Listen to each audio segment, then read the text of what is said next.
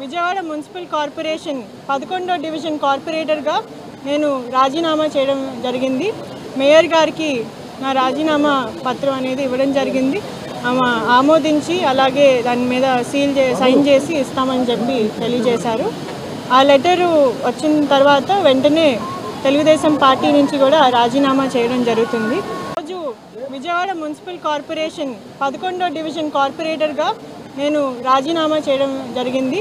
Mayor గారికి నా రాజీనామా పత్రం అనేది ఇవ్వడం జరిగింది. ఆమె ఆమోదించి అలాగే దాని మీద సైన్ చేసి ఇస్తామని చెప్పి తెలియజేశారు.